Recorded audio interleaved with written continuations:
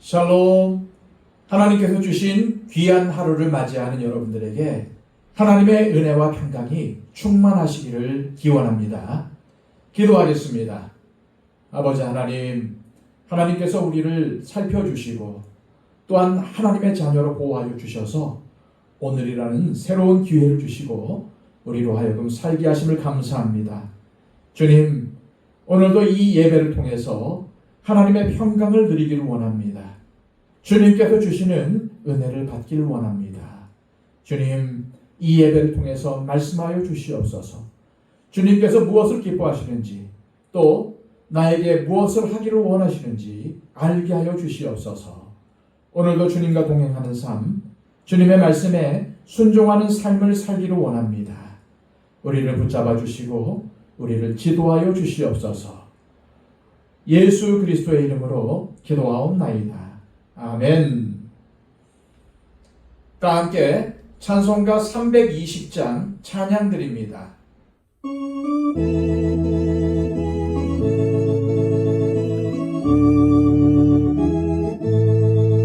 나의 죄를 적게 하사 주의 일꾼 삼으신 구세주의 넓은 사랑 항상 찬송합니다. 나를 일꾼 삼으신 주 크신 능력 주시고 언제든지 주 뜻대로 사용하여 주소서. 내게 부어주시려고 은혜에 위하신 주의 은혜 채워주사 능력 있게 하소서. 나를 일꾼 삼으신 주 크신 능력 주시고 언제든지 주 뜻대로 사용하여 주소서. 죄의 짐을 풀어주신 주의 능력 크도다. 나를 피로 사신 예수 내 맘속에 오소서. 나를 일꾼 삼으신 주 크신 능력 주시고 언제든지 주 뜻대로 사용하여 주소서.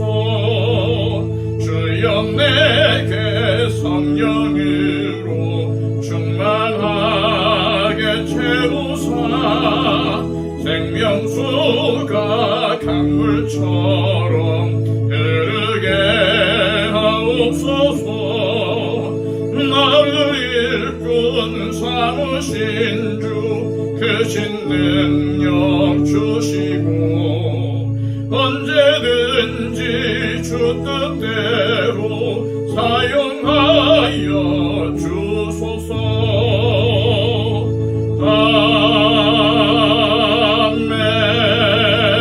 아멘.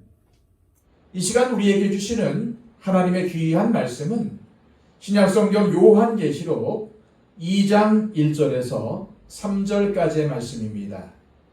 신약성경 399쪽입니다. 에베소 교회의 사자에게 편지하라. 오른손에 있는 7뼈를 붙잡고 7 금촛대 사이를 거니시는 이가 이르시되 내가 네 행위와 수고와 네 인내를 알고 또 악한 자들을 용납하지 아니한 것과 자칭 사도라 하되 아닌 자들을 시험하여 그의 거짓된 것을 네가 드러낸 것과 또 네가 참고 내 이름을 위하여 견디고 게으르지 아니한 것을 아노라. 아멘. 오늘부터 우리가 살펴볼 내용은 7별의 비밀의 서두에 해당하는 부분으로 특히 요한계시록 2장과 3장은 소아시아 7교회, 즉 이 땅에 존재하는 7 유형의 교회들에 관한 이야기입니다. 1절입니다. 에베소 교회의 사자에게 편지하라. 오른손에 있는 7뼈를 붙잡고 7 금촛대 사이를 거니시는 이가 이르시되. 요한 사도는 앞에서 7뼈는 7 교회의 사자들을 의미한다고 밝혔습니다. 그리고 7 금촛대는 7 교회를 상징하는 것입니다.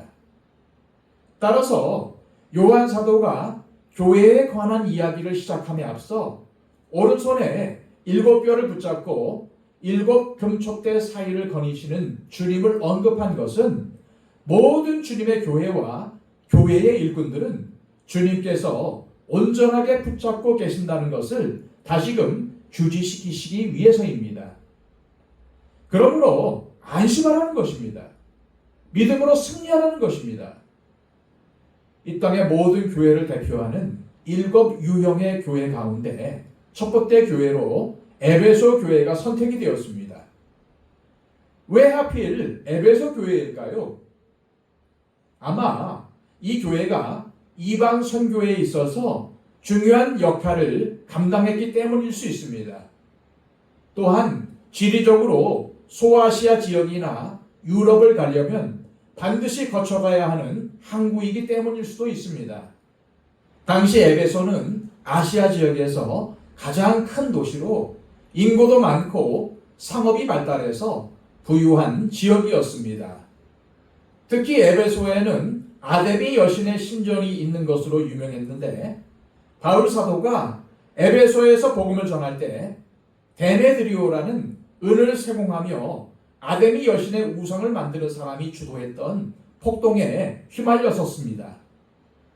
바울이 전한 복음을 듣고 에베소에 믿는 사람들이 많아지자 은 세공업자인 데메드리오는 자신의 수입이 줄어드는 것에 불만을 품고 사람들을 선동해서 바울을 에베소에서 내쫓았던 것입니다. 그러다가 2년 후에 다시 방문해서 두란노 서원에서 가르치며 3년 동안 모든 겸손과 눈물로 사역했던 곳이 바로 이 에베소였던 것입니다. 어쨌든 에베소 교회는 지리적인 이점으로 인해서 아시아에서 다른 곳으로 복음 전도자를 파송하는 선교의 요충지로 사용되었던 교회였습니다. 이런 이유로 주님께서 에베소 교회를 제일 먼저 언급하셨을 수도 있지만은 아마도 에베소 교회가 가지고 있는 특성 때문에 이 세상의 교회를 대표하는 첫 번째 목록에 오르지 않았을까 생각해 봅니다. 다시 말해서 세상에 존재하는 수많은 교회 가운데 이 에베소 교회 같은 교회들이 있다는 것입니다. 그래서 주님은 이 마지막 시대에 에베소 교회처럼 변해가는 교회들을 향해서 이 말씀을 주신 것입니다. 주님께서 에베소 교회를 향해서 주시는 첫 번째 메시지는 무엇입니까? 2절입니다. 내가 네 행위와 수고와 네 인내를 알고 또 악한 자들을 용납하지 아니한 것과 자칭 사도라 하되 아닌 자들을 시험하여 그의 거짓된 것을 네가 드러낸 것과. 주님은 내가 안다 라고 말씀하십니다. 다시 말해서 교회를 붙잡고 계신 주님은 교회된 우리의 모든 수고와 섬김 그리고 아픔과 어려움을 아십니다. 이것을 믿으시길 바랍니다. 에베소 교회는 장점이 많은 교회였습니다. 그들은 악한 자들을 용납하지 않았습니다. 다시 말해 그들에게는 영적 분별력이 있었습니다. 그래서 이단의 유혹에 넘어지지 않았습니다. 자칭 사도라고 하는 자들을 시험하여 그들의 거짓된 것을 드러내는 일들을 감당했던 교회였습니다. 자칭 사도라고 하는 이단들은 그때도 존재했고 지금도 존재합니다. 그런데 에베소 교회는 주님의 말씀을 기초로 한 교리로 단단히 무장하여 이단들의 거짓을 잘 분별하고 거짓 교사들을 용납하지 않았다는 것입니다. 사실 바울 사도가 경고한 것처럼 사탄은 자신을 광명의 천사로 가장합니다. 그렇기 때문에 사탄의 일꾼들인 이단들도 자신들을 주님의 일꾼으로 가장한다는 말입니다. 그러니 이러한 이단들을 구별하는 것이 얼마나 어려운 일이겠습니까?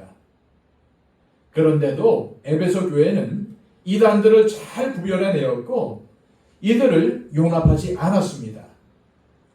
사실 이런 일은 하나님의 말씀을 잘 알지 못하면 결코 할 수 없는 일입니다. 다시 말해서 영적 분별력이 있으려면 늘 하나님의 말씀을 묵상하고 공부해야 한다는 말입니다. 오늘날 우리 그리스도인들에게 있는 문제 중 하나는 무엇이 옳고 무엇이 그른지에 대한 분별력이 없다는 것입니다. 말씀을 옳게 전하는 것인지 아닌지, 무엇이 잘못된 것인지 분별하지 않고 그냥 자신의 감정과 기호에 따라서 말씀을 선별한다는 것입니다. 그러나 말씀에 대한 올바른 분별력은 아무리 강조해도 지나치지 않습니다. 주님은 에베소 교회에 너희가 이런 분별력이 있는 것을 내가 안다 라고 말씀하셨다는 것을 기억하십시오. 성도는 말씀에 대한 올바른 분별력을 가진 사람이어야 합니다. 에베소 교회의 장점은 그것만이 아니었습니다. 3절입니다. 또 네가 참고 내 이름을 위하여 견디고 게으르지 아니한 것을 아노라. 이들은 참고 주님의 이름을 위해 견디고 게으르지 않았습니다. 주님께 충성하는 훌륭한 교회였다는 말입니다. 따라서 이 땅의 모든 교회들은 에베소 교회를 본받아야 합니다. 앞에서도 언급했지만은 에베소라는 도시는 요한 사도 당시 가장 번성한 도시 가운데 하나였습니다. 상업적으로 번창한 이 도시는 아데미 여신을 숭배를 했는데 이 아데미 여신은 번성과 풍요를 상징하는 여신으로 이 여신을 숭배한다는 것은 극도로 타락한 성문화를 가졌다는 의미입니다. 이런 곳에서 에베소 교회는 주님께 충성했습니다. 주님의 이름을 위해서 견디고 게으르지 않았습니다. 또한 분별력이 있어서 거짓된 것들을 가려내었습니다. 그런데 주님은 에베소 교회에 이런 것들을 다 알고 계신다는 것입니다. 그렇습니다. 이처럼 주님은 우리의 모든 것을 아십니다. 우리가 잘하는 것도 아시고 우리의 연약한 것도 아십니다. 우리의 슬픔도 아시고 애환도 아십니다. 고통당하고 있는 것도 아시고 무엇을 기도하고 있는지도 아십니다. 주님이 몰라서 가만히 계시는 것이 아니라는 것입니다. 주님은 나보다도 나를 더 잘 아시는 분이십니다. 믿으시길 바랍니다. 그래서 우리는 코람데오의 신앙으로 살아야 합니다. 코람데오가 무엇입니까? 하나님 앞에서 살아가는 인생이어야 한다는 의미입니다. 왜 그렇습니까? 하나님께서 우리의 모든 것을 다 아시기 때문입니다. 우리의 행위를 아시고 마음의 방향을 아십니다. 무엇 때문에 이러한 기도를 하는지, 무엇에 걸림이 되었는지 사람은 잘 알지 못할 수 있습니다. 그러나 주님은 아십니다. 주님은 우리의 장점만 아시는 것이 아닙니다. 감찰하시는 하나님은 우리의 연약한 것과 단점도 아십니다. 그러므로 하나님 앞에서는 감출 것이 없습니다. 이러한 사실을 늘 명심하시고 코람데오의 삶, 즉 하나님 앞에서 진실하게 그리고 충성하며 사셔서 에베소 교회처럼 하나님의 인정을 받는 저와 여러분들이 되시기를 축복합니다. 이 시간 기도하실 때 하나님 아버지, 우리의 모든 것을 다 아시는 하나님께 우리의 부족하고 연약한 것들을 맡깁니다. 우리가 항상 진실하게 코람데오의 삶을 살게 하시고 에베소 교회처럼 맡겨진 일에 충성하며 주님께 인정받는 삶을 살게 하옵소서. 기도하시기를 바랍니다. 111 기도를 통해서 우리의 기도가 필요한 분들을 위해 중보해 주시고 또한 초청 대상자들을 위해서 간구해 주시기를 바랍니다. 기도하겠습니다.